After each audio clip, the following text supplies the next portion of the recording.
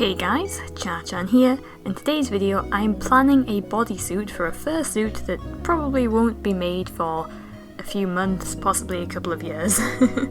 But it's best to start planning if you know you're going to make something so you know how you're going to make it. The reason this won't be made for a while is, well, first of all I've got other things that need to be done first. Second of all, it's not technically a personal suit. It will be for me to wear, but it won't be for me to do whatever I want, and it is for a small business called Happytoseeyou. And this character is called Der Deutsche Dackel and teaches German to children.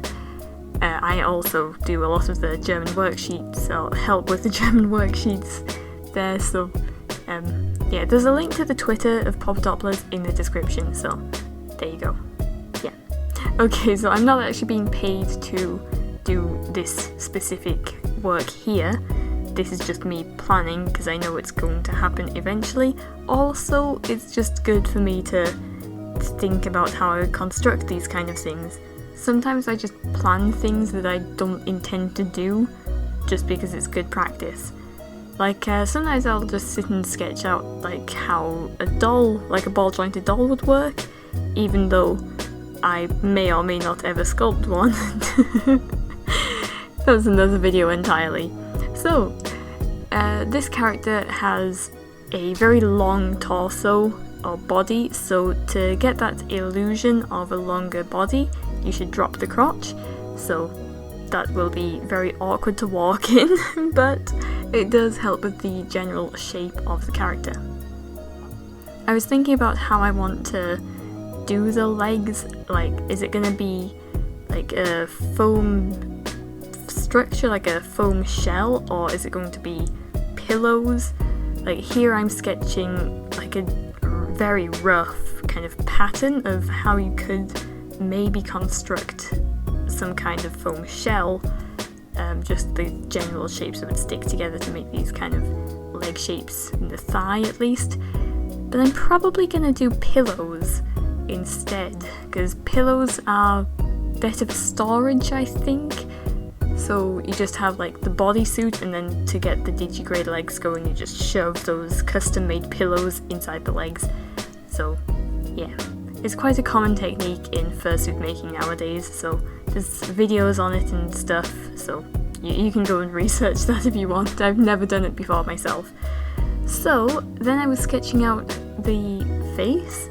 I was worried that this character would have a little bit of front-facing Phineas syndrome. Oh, did I show a picture of Deutsche Dackel? I should have. I hope I put one in. I will put one in if I haven't, and here's another reminder of what it looks like. And I did design this character myself, so I can think about how it's going to work in a 3D space much more clearly. And also I did design it, so I guess I have the ability to think about my design and tweak it to work in certain ways, if that makes sense. I don't think it made any sense, but anyway. So I avoided, but only narrowly avoided, the front-facing Phineas syndrome, and have sort of planned how the head will work. It's going to be made much like my Tricerabat fursuit that I showed in my Making Fursuit Paws video. So that means instead of carving it out of foam, I'll just kind of make it like a origami paper craft type thing. I mean, not origami, more like paper craft thing, except it's foam. I hope I made some kind of sense there. So instead of carving it, I'll just cut out the shapes I need and then stick it together so it's hollow inside. I'm probably going to be looking at a lot of My Little Pony fursuits, since they'll use some of the same kind of techniques to get that round head, so that'll be something to look at. So I've turned the page and I started sketching a full body Deutsche Dackel, just the silhouette, not too many details, and then I abandoned that and it just kind of exists, and then I sketched out a little person and sketched out Deutsche Dackel's silhouette over that to see how things would work in terms of keeping it in proportion with human proportions. You want the knees to kind of line up with the real knees, like the fake dog leg knees need to line up with human knees, so when you bend your legs it looks believable. I mean, it's not always possible, but if it is possible, then you should try your best to make it that way. Just kind of helps with believability of the costume, but you are a giant dog when you're in these fursuits, so it doesn't really matter too much.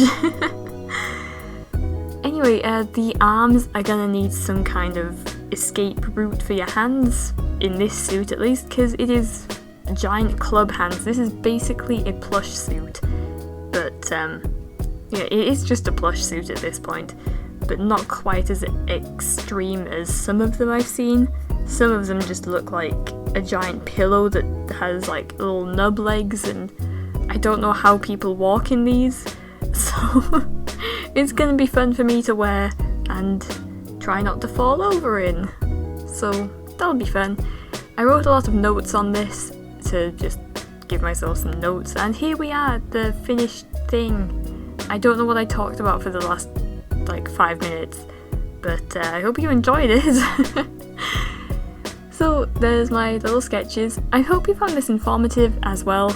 Maybe you got some ideas for your next project. I don't know. Anyway, I hope you enjoyed the video. Links to all of my social medias are down in the description.